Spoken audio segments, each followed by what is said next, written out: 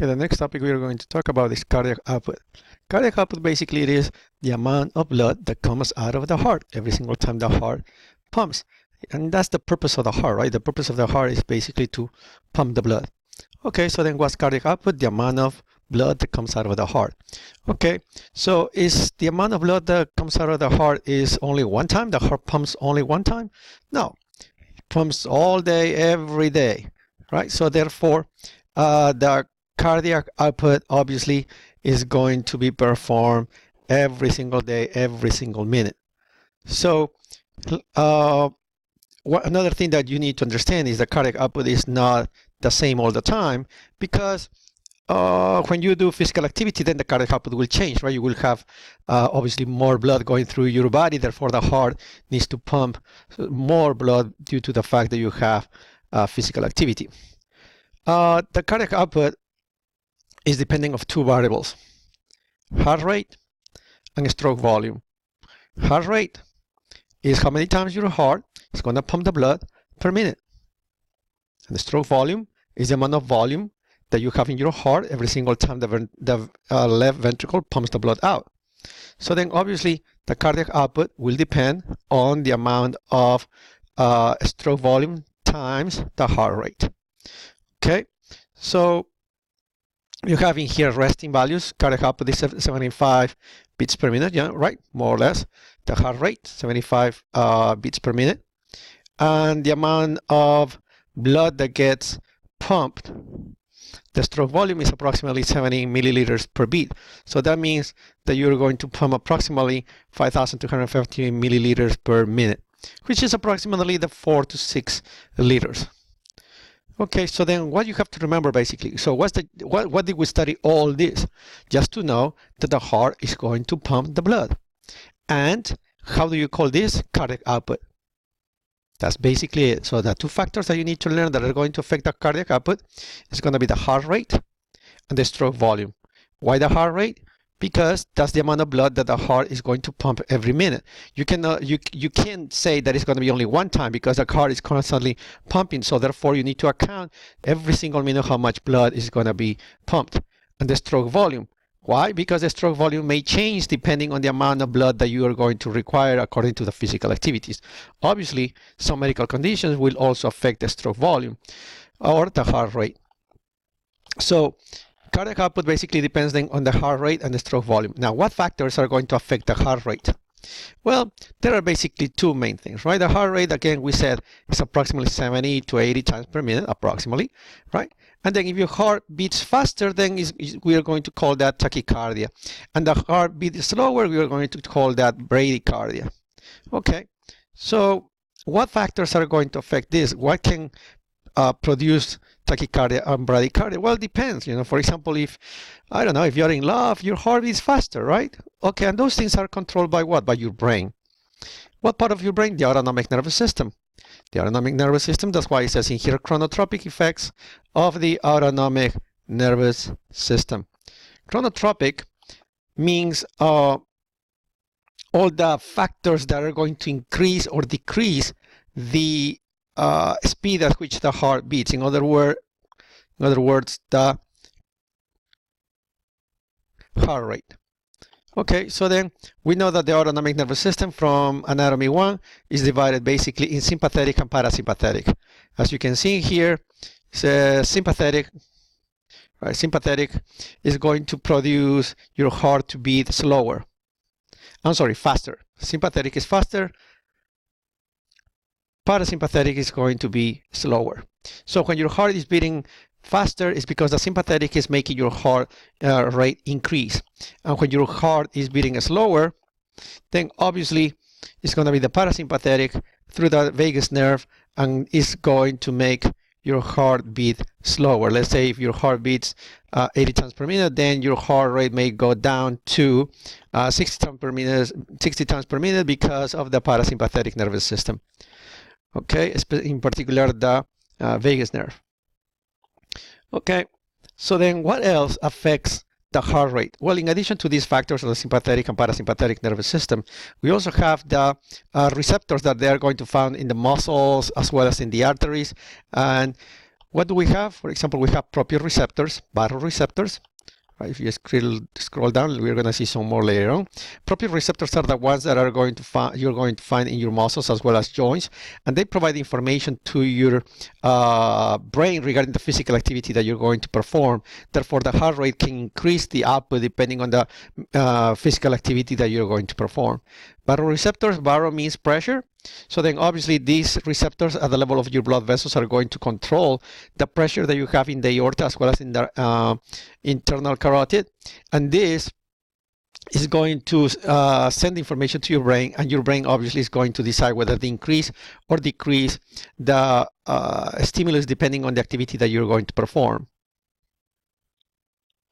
Other receptors that we have that will affect also the heart rate are chemoreceptors. Chemo obviously sounds like chemistry, because there's quite a few other substances in your blood that are going to be captured by these chemoreceptors and send information to your brain, because these chemicals are going to affect how the heart rate is going to be. So for example, they are very sensitive to changes in the levels of oxygen as well as carbon dioxide. Obviously, carbon dioxide is related to the pH, so also changes in pH will affect the heart rate. So you cannot forget carbon dioxide as well as oxygen. Other chemicals that are very important is potassium as well as calcium. Potassium is very important, as if you remember when we were covering the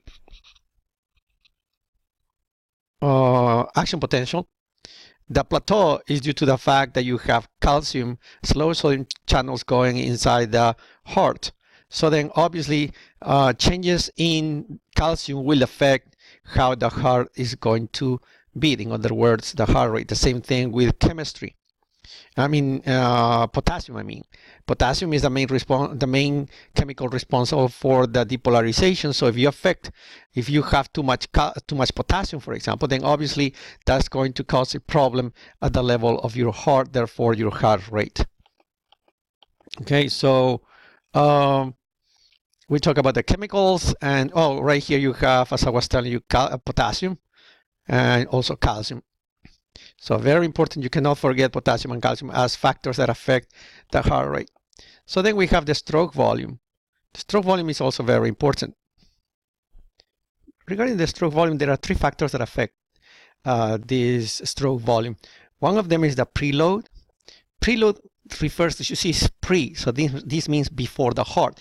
This means the blood that gets into your heart, which is before the heart. If you scroll down, you're going to see contractility, because the other factor is the heart itself, the muscle, the myocardium that you have in your heart.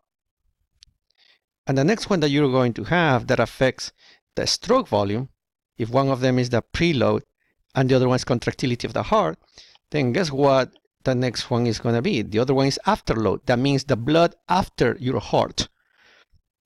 So any factor that affects the amount of blood that gets into your heart, basically the preload, then will affect the stroke volume.